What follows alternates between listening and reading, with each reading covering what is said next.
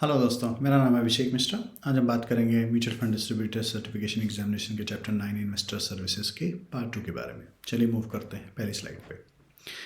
आज हम बात करेंगे जो रिमेनिंग कॉन्सेप्ट है। पहला है कट ऑफ टाइम और केवाईसी के बारे में। जो कट ऑफ टाइम है और टाइम स्टैंपिंग है परचेज और स्विचिंग्स के लिए equity oriented funds and debt funds other than liquid funds और ओवरनाइट फंड के लिए 3 बजे 3 PM आफ्टरनून के पहले तक जो भी परचेज रिक्वेस्ट या स्विचिंग्स की रिक्वेस्ट आ जाती हैं उनको सेम डे एनएवी के लिए प्रोसेस किया जाता है, प्रोवाइडेड उसका अमाउंट अवेलेबल हो परचेज के लिए। लिक्विड एंड ओवरनाइट फंड्स जो होते हैं उनके लिए 1:30 PM का होता है। 1:30 PM के पहले आ जाता है तो उनको सेम डे का एनएवी मिल जाता है। फिर सिमिलरली रिडेम्पशन और स्विच आउट के लिए equity funds and debt funds except liquid fund जो है 3 PM है, लिक्विड फंड के लिए 3 PM अगेन सेम है। मूव करते हैं दूसरा, नो योर कस्टमर, केवाईसी बोलते हैं। केवाईसी प्रोसेस बेसिकली ये इंश्योर करता है कि जो भी इन्वेस्टर इन्वेस्टमेंट कर रहा है उसकी आइडेंटिटी और उसका एड्रेस जो हो वो करेक्ट हो और एंटी मनी जो लॉन्ड्रिंग लॉज है उसके अकॉर्डिंग ये केवाईसी प्रोसेस को प्रोसीड किया जाता है। और the application for investment must be accompanied by acknowledgement for having completed the KYC process issued by KRA agency. जब भी आप कभी नया इन्वेस्टमेंट करने जा रहे हैं तो उसमें आपको एक्नॉलेजमेंट डालना पड़ता है कि आपने KYC प्रोसेस कंप्लीट कर रखा है। KYC प्रोसेस में बेसिकली क्या रिक्वायर्ड होता है कि आपको पैन कार्ड और प्रूफ ऑफ एड्रेस जैसे passport, voter ID, ration card, driving licence, bank account statement, utility bill etcetera, ये सारे के सारे सेल्फ अटेस्टेड होने चाहिए और ओरिजिनल प्रोवाइडेड फॉर वेरिफिकेशन। अगर आप ब्रांच में जाके कर रहे हो तो ब्रांच ऑफिशियल से कर देते हैं AMCs के, या डिस्ट्रीब्यूटर के थ्रू कर रहे हो तो डिस्ट्रीब्यूटर ये सब आपका वेरीफाई कर देता है। KYC रजिस्ट्रेशन एजेंसीज जो हैं सेंट्रलाइज KYC जो प्रोसेस है उसको फैसिलिटेट करती हैं। सो गवर्नमेंट ऑफ इंडिया ने एक नया एजेंसी बनाया हुआ है, उसको बोलते हैं CERSAI, central registry of securitisation and asset reconstruction and security interest of India. Basically इसका मेन काम है to act as a central KYC record registry under the PML rules 2005। इनका काम होता है जो KYC रिकॉर्ड्स हैं उनको डिजिटल फॉर्म में सारे इन्वेस्टर, सारे क्लाइंट जो भी फाइनेंशियल सेक्टर में हैं उसको रिसीव करना, स्टोर करना और सेफगार्ड करना और ज़रूरत पड़ने पर रिट्रीव करना। ठीक है, इसका काम होता है CERSAI का। मूव करते हैं फर्दर। जो KYC सर्विस है UIDAI की, जो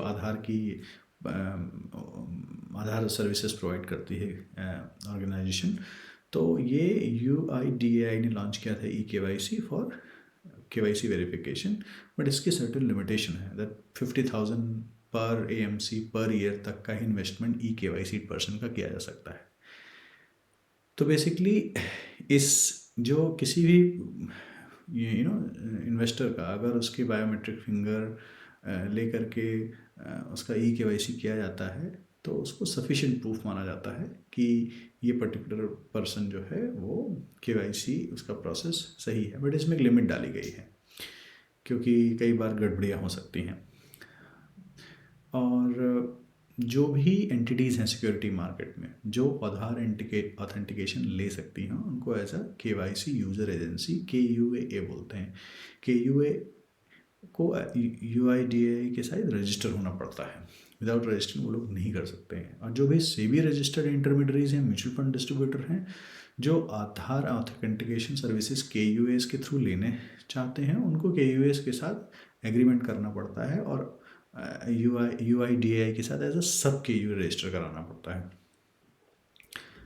बहुत बार KYCs आप इंटरमीडियरीज के थ्रू करते हो। तो कैसे करते हो कि जैसे आपने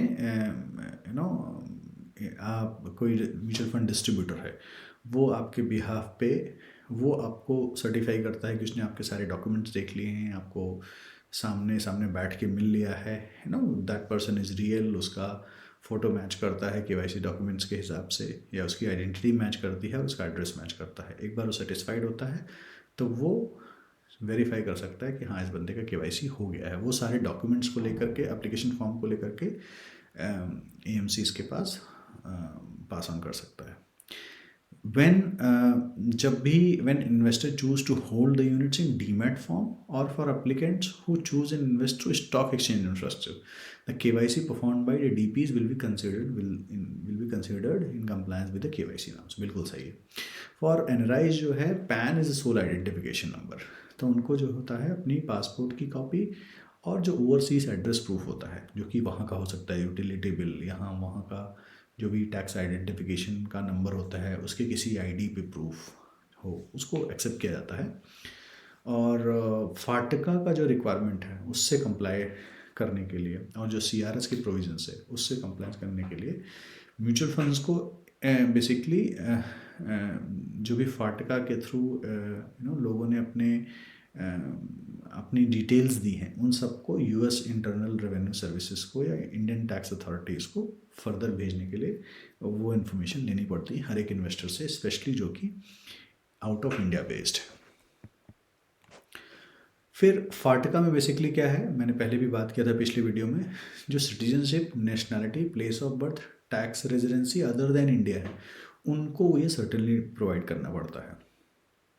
और किस कंट्री का उनका टैक्स रेजिडेंसी है और वहाँ का जो रेफरेंस आईडी है वो भी प्रोवाइड करना पड़ता है.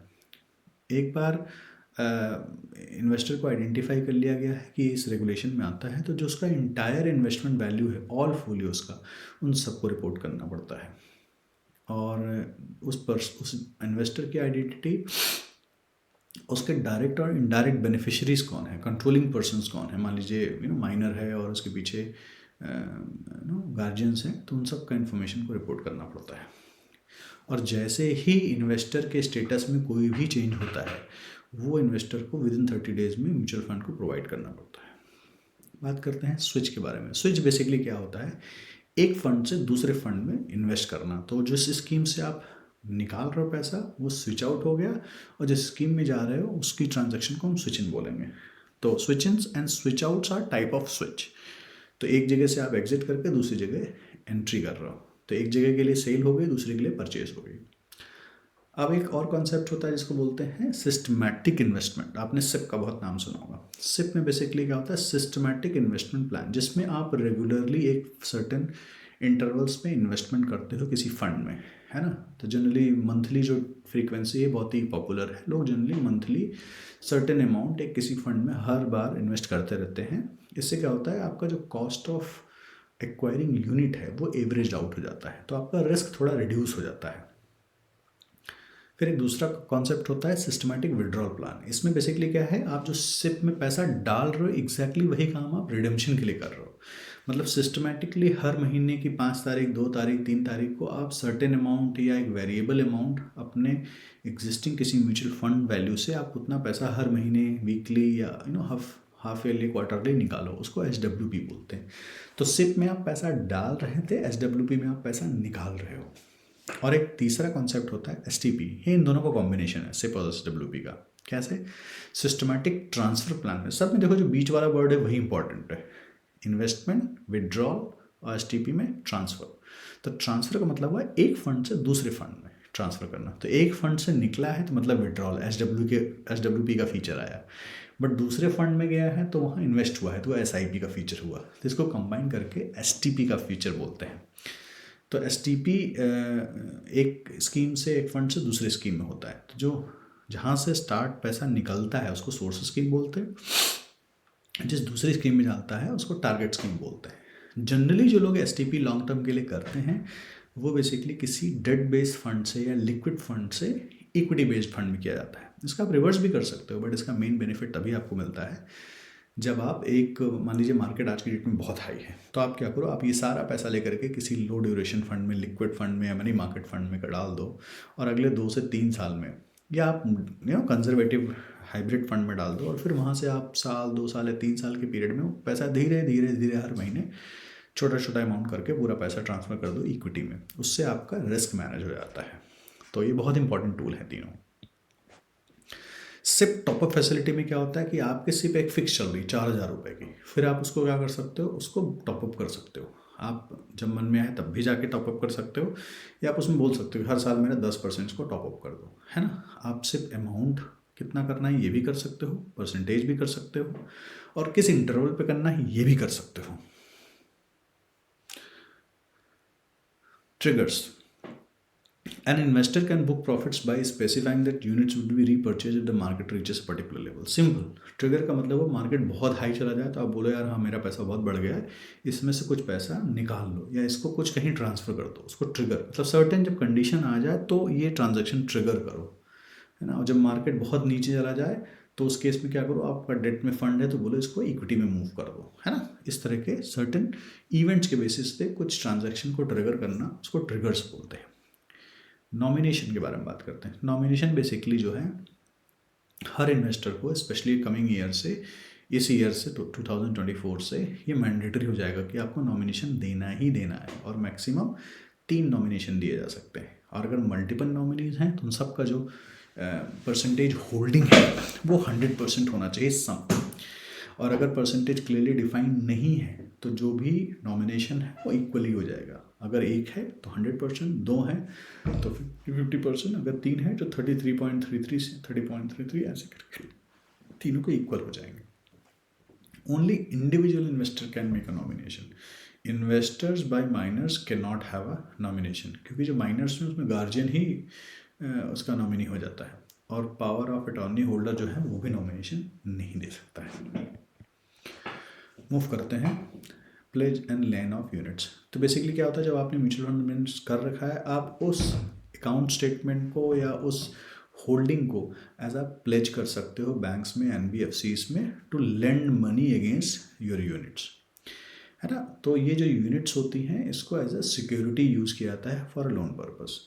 तो चाहे आप जिस मतलब आपका सिंगल होल्डिंग हो या मल्टीपल होल्डिंग हो, जब भी आप ये लेन करने या प्लेज करने जा रहे हो तो उसके जो डॉक्यूमेंट्स होते हैं लेंडर के फेवर में सारे ही यूनिट होल्डर को साइन करना होता है। ऐसा नहीं है कि 3 होल्डर हैं उनमें से 2 ने साइन किया, तीसरे ने नहीं किया, ऐसा नहीं, 3 के तीनों होल्डर को करना चाहिए। और तीनों ही यूनिट होल्डर या दोनों ही या जितने भी यूनिट होल्डर हैं उन सबके नाम होने चाहिए, स्कीम कौन सी है, प्लान क्या है, ऑप्शन क्या है, नंबर ऑफ़ यूनिट्स क्या है, वगैरह वगैरह, ये सब के सब मार्क होने चाहिए।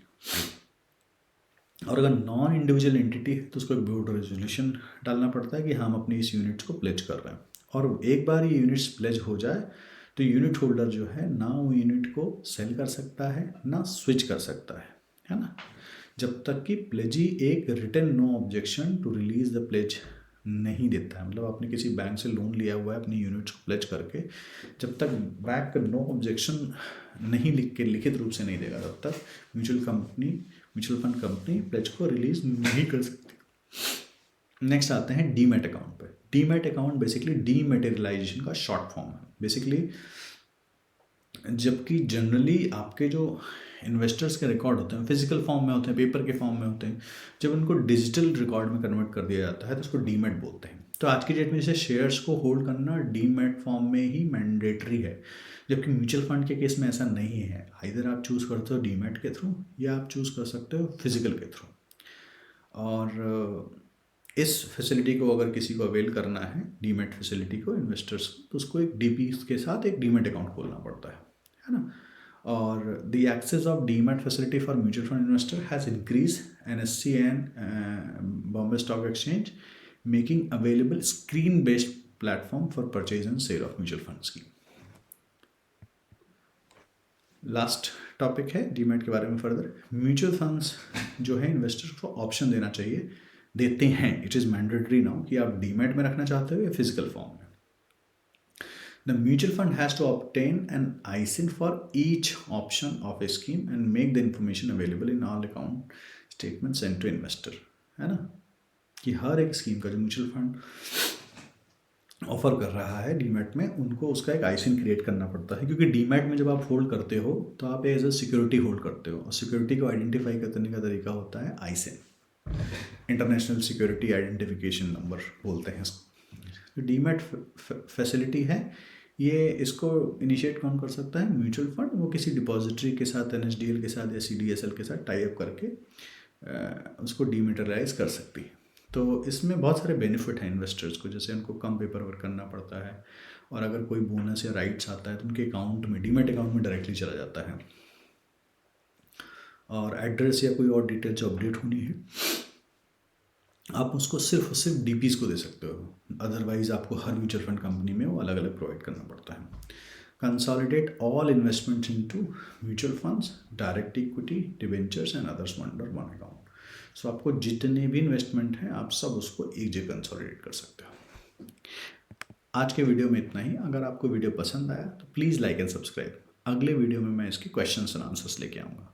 तब तक के लिए थैंक यू, बाय बाय।